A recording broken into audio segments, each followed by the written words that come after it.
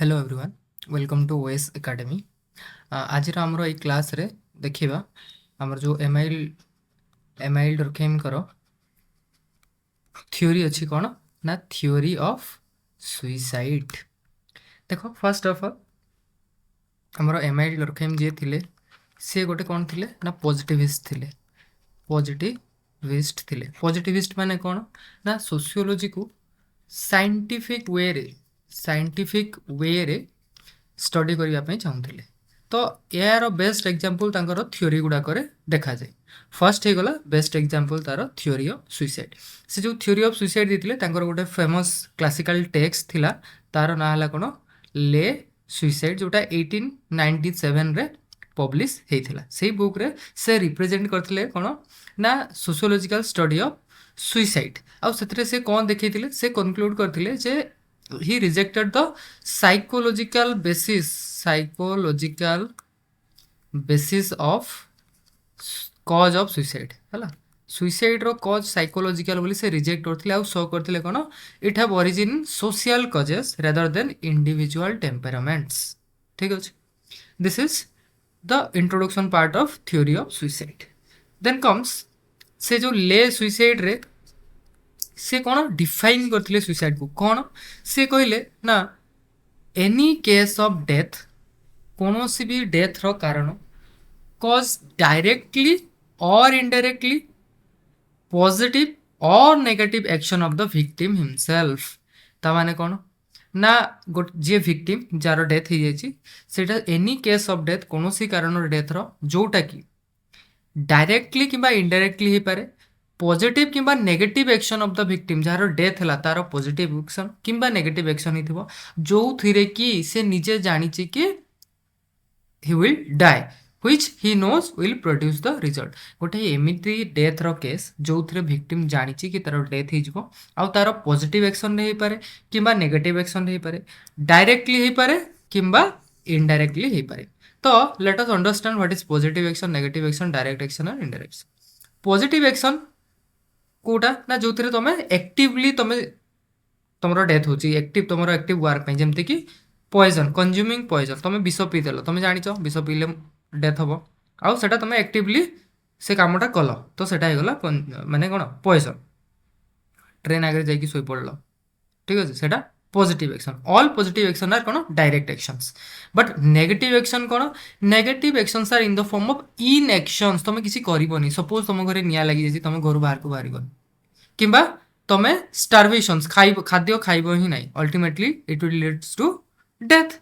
तो सहीटा हो गला कौन आमर नेगेटिव एक्शंस। देन इनडायरेक्ट कौन, इनडायरेक्ट कज है कौन ना एमती केस जो थे तुम जानिच कि तुम डेथ हो पारे बट तुम एक्टिवली चाहून कि तुम डेथ हो बोली, बट देयर इज चांसेस कि तुम डेथ हो जमती कि गोटे आर्मी पर्सन, फायर फाइटर, से मैंने कौन निया लिवेला भितर डेथ भी हो पारे, भीषण निया लगी से भितर को जाइछंती बट कन्फर्म नुहे कि डेथ हम, बट दे नो कि हेई भी पारे। से गला कौन इनडायरेक्टली, जमती कि आर्मी जॉइन करवा पूर्व समस्त मन में थाए कि जीवन केबे भी जाई पारे but still they are joining, so it is कौन इनडायरेक्ट एक्शंस। देन से जो सुइसाइड रेट से कौन पाई ये थ्योरीटा देइथिले व्हाई, देखो से देखेबा लगी चाहूले कि जदि suicide is a social phenomena, suicide गोटे कौन सोशल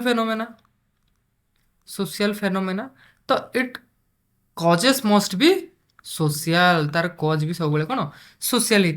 से बहुत गुड़े स्टडी कले, बहुत गुड़े वेरिएबल्स नेले इन टर्म्स ऑफ कौन ना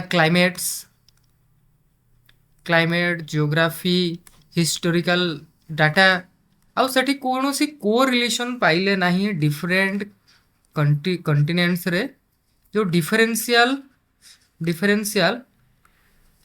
रेट ऑफ सुइसाइड अच्छी से कौन no correlation he could established. तो से सी कहले कौन ना आमर suicide is a social phenomena. तो तार कज तो से कौन कले बहुत गुड़े निजे सोशल वेरिएबल को आइडेंटिफाई कले, जो जोग्राफी क्लाइमेट एगुड़ाक नहीं से तो किसी जना पड़ा ना। तो से जो साइकोलॉजिकल बेसिस रे जो थ्योरी दिया ताकू रिजेक्ट करदेले निजे तापर देखले निज स्टोरी रे बहुत गुडे सोशल वेरिएबल्स नेले केमती in terms of status locality religious orientations हैला मेल कि फीमेल मैरिड कि अनमैरिड से गुड़ाक नहीं से कौन कहुच्छी ना ये जो आमर कौन थ्योरी ऑफ सुसाइड को multivariate classical exhibitions of multivariate analysis multivariate एटा कौन गोटे साइंटिफिक मेथड रो character multivariate analysis apart from that आउ कौन this is a classical exhibitions of use of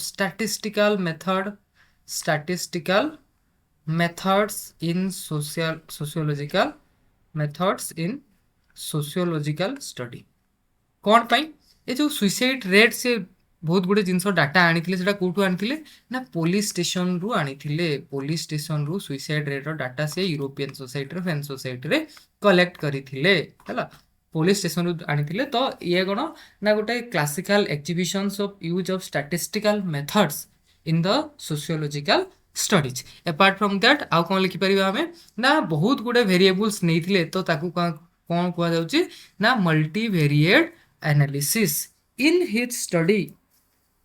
in his study what he found ना सी कहले तांकर स्टडी रे ना मेल मानकर more suicide rate than female आउ कौन पाइले ना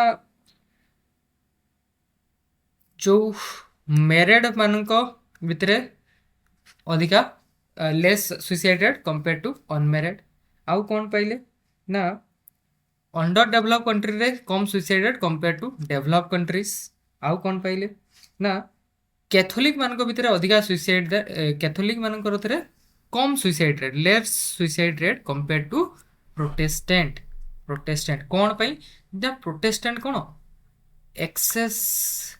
एक्सेस फ्रीडम दौच बट कैथोलिज्म रे कौन एटा कौन क्रिश्चियनिटी रो दुईटा ये प्रोटेस्टेंटिज्म रे कौन ना फ्रीडम अधिका अच्छी से कौन इंटीग्रेशन हो पार ना से सोसाइटी इंटीग्रेट हो पार ना तो से प्रोटेस्टेंट मानक भितर अधिका सुसाइड रेट अच्छे कंपेयर टू कैथोलिज्म देन से कहले ना मैरिड ज्यूज आउ वोमेन मानक भितर लेस सुसाइड अच्छे compare to unmarried man and Christian unmarried man and Christian have higher suicide rate compare to married Jews आउ वोमेन एटा से तांकर स्टडी रे पाइले से स्टडी पाइला परे सी कहले अच्छा ठीक अच्छे एटा जदि सोशल हो गला इवेंट तार कज भी सोशल थी तो से दीटा जिनस से फाइंड आउट कले कौन ना इंटीग्रेशंस आउ regulations these are the two things that causes कौन कजेस सुइसाइड ये दीटा कारण रू सोसाइटी रे सुइसाइड होची आउ कौन कहले ना there may be predisposition psychological predisposition किसी साइकोलॉजिकल जिनस थाई पारे बट इमीडिएट कज कौन ना सुइसाइडोजेनिक फोर्स है सुइसाइडोजेनिक फोर्स और सुइसाइडोजेनिक इम्पल्स बोली कहले जोटा तुमको इमीडिएटली माने तमें माइंड रे आगु चली आसी तुम साइकोलॉजिकली तुम डिप्रेस थई पारो but at the moment you decide to kill yourself सेटा कौन से जो इम्पल्स जाइकी हैंग करवाटा निजको निजे सेटा कौन सेटा होगला सुइसाइडोजेनिक इम्पल्स और फोर्स से जो सुइसाइडोजेनिक इम्पल्स और फोर्स सेटा कौन से कहले दीटा गोटे है कौन इंटीग्रेशंस आ गोटे है कौन रेगुलेशंस यही भितर पुणी से कौन कहले ना हाई इंटीग्रेशन रे भी सुइसाइड होची लो इंटीग्रेशन रे भी सुइसाइड होची हाई इंटीग्रेशन रे भी कौन आमर हाई रेगुलेशन रे भी सुइसाइड होची आउ लेस रेगुलेशन रे भी कौन सुइसाइड होची से चारि प्रकार जिनस कहले कौन कौन ना हाई इंटीग्रेशन रे जो सुइसाइड होची सेटा हेगला कौन हाई इंटीग्रेशन रे टू मच इंटीग्रेशन एटा हला अल्ट्रुइस्टिक सोसाइटी एठी कौन ना लोक माने एक्सेसिवली इंटीग्रेटेड विथ सोसाइटी यार एग्जांपल कौन ना आर्मी देश पाई जीवन दो हाईली इंटीग्रेटेड विथ सोसाइटी आउ कौन ना कामिकाजे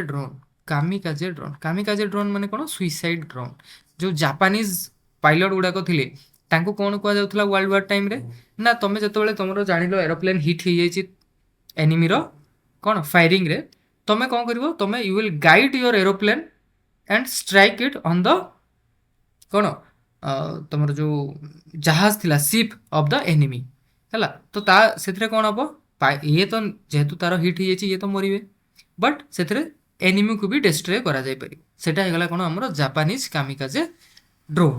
ଦେନ୍ ଲୋ ଇଣ୍ଟିଗ୍ରେସନରେ କ'ଣ ହବ ନା ଇଗୋଇଷ୍ଟିକ୍ ସୋସାଇଟି। ଏଠି କ'ଣ, ଏଠି ବଣ୍ଡସ୍ ଆର୍ ଫିବଲ୍ସ ମାନେ କ'ଣ ୱିକ୍। ଏଠି ସୋସାଇଟିରେ ତମେ କ'ଣ ଡିପ୍ରେସନ୍ ଆସିବ, ଡିପ୍ରେସନ୍ସ ଆସିବ, ତମେ ନିଜକୁ ସୋସାଇଟି ସାଙ୍ଗରେ ଇଣ୍ଟିଗ୍ରେଟ୍ ଫିଲ୍ କରିବନି, ଏକୁଟିଆ ଲୋନଲିନେସ୍ ଆସିବ। ୟାର ବେଷ୍ଟ ଏକ୍ଜାମ୍ପଲ୍ କ'ଣ ହେଇପାରିବ, ସୁଶାନ୍ତ ସିଂ ରାଜପୁତଙ୍କର ଡେଥ୍, ଡିପ୍ରେସନ୍ସ। ଠିକ୍ ଅଛି, ସେଇଟା ହେଲା ତମର ଇଗୋଇଷ୍ଟିକ୍ ସୋସାଇଟି। ସେମିତି ଏକ୍ସେସିଭ୍ ରେଗୁଲେସନ୍ସ ହେଲେ କ'ଣ ହବ, ଟୁ ମଚ୍ ରେଗୁଲେସନ୍, ଫାଟାଲିଷ୍ଟିକ୍ ସୋସାଇଟି। ଏଠି କେଉଁଠି ନା ଏଇଟା ଆମର ଯେଉଁ ପ୍ରିମିଟିଭ୍ ସୋସାଇଟିରେ ଦେଖାଯାଏ। ମଡ଼ର୍ଣ୍ଣ ସୋସାଇଟିରେ ଆମର ଏଠି କ'ଣ ଫ୍ରିଡମ୍ ଅଛି, ମଡ଼ର୍ଣ୍ଣ ସୋସାଇଟିରେ, ଇଣ୍ଡଷ୍ଟ୍ରିଆଲ୍ ସୋସାଇଟିରେ, ତ ମେନଲି ଫାଟାଲିଷ୍ଟିକ୍ ସୋସାଇଟି କ'ଣ ଆମର ପ୍ରିମିଟିଭ୍ ସୋସାଇଟିରେ ଦେଖାଯାଏ। ଆଗରୁ ଯେଉଁ ଥାଉଥିଲା ସୋସାଇଟିର ରୁଲ୍ସ ରେଗୁଲେସନ୍ସ ବହୁତ ଅଧିକା ଥିଲା। ସେମିତି ୟାର ଆଉ ଗୋଟେ ଏକ୍ଜାମ୍ପଲ୍ ହେଇଯିବ କ'ଣ, କୋଟାରେ ଯେଉଁ ଛୁଆ ମାନେ ଷ୍ଟୁଡେଣ୍ଟ ସୁଇସାଇଡ୍ ଯେଉଁଟା ହେଉଛି କେଉଁଠି, କୋଟାରେ। କୋଟା ମାନେ କ'ଣ, ରାଜସ୍ଥାନରେ ଗୋଟେ ଜାଗା ଅଛି କୋଟା, ସେଠି ତମର ନିଟ୍ ପ୍ରିପାରେସନ୍ ପାଇଁ ଛୁଆମାନେ ଯାଇକି ସେଠି ପଢ଼ନ୍ତି। ମେନଲି ସେଟା ଗୋଟେ ହବ୍, ନିଟ୍ର ଗୋଟେ ହବ୍।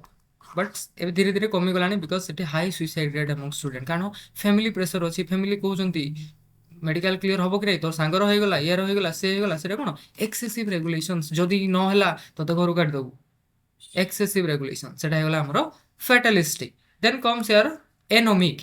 ଏନୋମି ୱାର୍ଡର ମିନିଂ କ'ଣ, ଏନୋମି ୱାର୍ଡର ମିନିଂ କ'ଣ, ଏନୋମି ୱାର୍ଡର ଲଲେସନେସ୍। ଯେତେବେଳେ ରୁଲ୍ସ ରେଗୁଲେସନ୍ କେହି ମାନିବେନି ସେଇ କେସ୍ରେ କ'ଣ ଏନୋମିକ୍ ସୁଇସାଇଡ୍ ହେବ। ଏହାର ଏକ୍ଜାମ୍ପଲ୍ କ'ଣ ହେଇପାରିବ, ରେସ୍ ଡ୍ରାଇଭିଂ। ଯଦି ଆମର କଣ୍ଟ୍ରିରେ race driving, death due to race driving, ଆମ କଣ୍ଟ୍ରିରେ ଯଦି ରୁଲ୍ସ ଆର୍ ଷ୍ଟ୍ରିକ୍ଟଲି ଏନଫୋର୍ସ ହେଇପାରିଥାନ୍ତା ତାହେଲେ କ'ଣ race driving, death due to race driving ହେଇପାରନ୍ତା କି? ନୁହେଁ। ଲୋକମାନେ ରୁଲ୍ସ ରେଗୁଲେସନ୍ସ ଫଲୋ କରୁନାହାନ୍ତି। ଯେତେବେଳେ ସଡନ୍ ଇକୋନୋମିକ୍ ଚେଞ୍ଜେସ୍ ଆସିବ ସୋସାଇଟିରେ, ସେ ଟାଇମ୍ରେ ଯେଉଁ ସୁଇସାଇଡ୍ ହେବ ସେଟା ଏନୋମିକ୍ ସୁଇସାଇଡ୍ ହେଲା।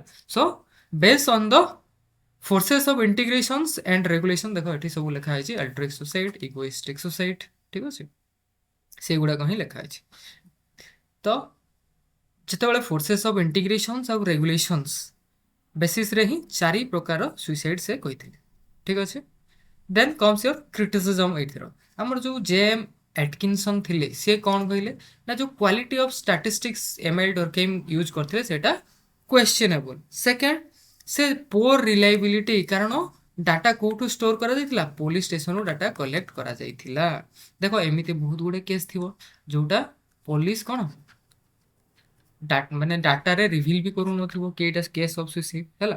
ସେମିତି ଡେଭିଡ୍ ଫ୍ରିଡମ୍ୟାନ୍ କ'ଣ କହିଲେ ନା ଇକୋଲୋଜିକାଲ ଫେଲେସି ବୋଲି କହିଲେ। କ'ଣ ପାଇଁ, ଏଇଟା ଗୋଟେ ଆପାରେଣ୍ଟଲି ପର୍ସନାଲ ଫେନୋମେନା, ଯାହାକୁ କି ଏମ୍ଆଇଲ୍ ଡର୍କେମ୍ କ'ଣ କହିଲେ, ସୋସିଆଲ ଫେନୋମେନା ବୋଲି କହିଲେ। Suicide is a personal phenomena, social phenomena ହେଇଥିଲେ ବହୁତ ଜଣ କରୁଥାନ୍ତେ, ଠିକ୍ ଅଛି।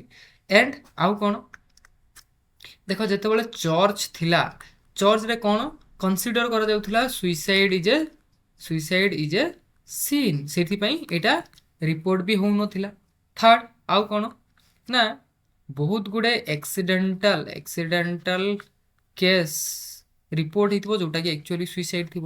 ବହୁତ ଗୁଡ଼େ ସୁଇସାଇଡ୍ କେସ୍ ଥିବ ଯେଉଁଟା ଆକ୍ଚୁଆଲି ଆକ୍ସିଡେଣ୍ଟ ଥିବ। ସପୋଜ ତମେ ବାଥ୍ ଟବ୍ରେ ପଡ଼ିଗଲ, ଯେଉଁ ଆମର ଶ୍ରୀଦେବୀର ଡେଥ୍ କେସ୍ ହେଲା, ସେଠି କ'ଣ ଜଣା ପଡ଼ିଲା ନାହିଁ ନା ସେଟା ସୁଇସାଇଡ୍ ନା ଆକ୍ସିଡେଣ୍ଟାଲ ଡେଥ୍ ହେଲା। ତମର ପାଦ ଖସିଗଲା, ମୁଣ୍ଡ ମାଡ଼ ହେଇଗଲା, ତମେ ସେ ବାଥ୍ ଟ୍ୟୁବ୍ରେ ହିଁ ତମର ଡେଥ୍ ହେଇଯାଇଛି ପାଣିରେ ବୁଡ଼ିକିନା, କିମ୍ବା ନଦୀରେ ଗୋଡ଼ ଖସିଗଲା, ନଦୀରେ ତମେ ବୁଡ଼ିକି ତମର ଡେଥ୍ ହେଇଗଲା।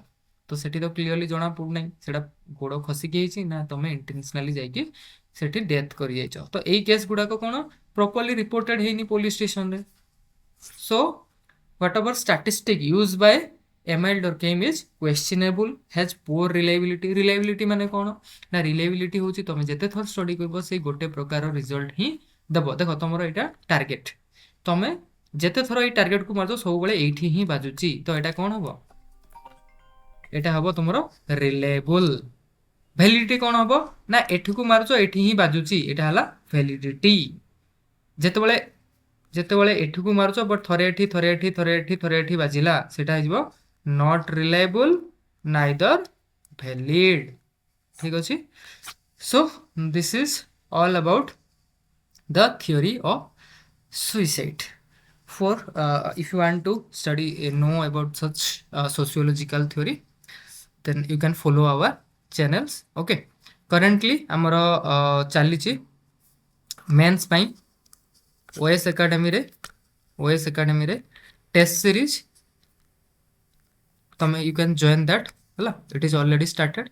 Then complete crash course चलछि हमरो complete crash course, it is continuing.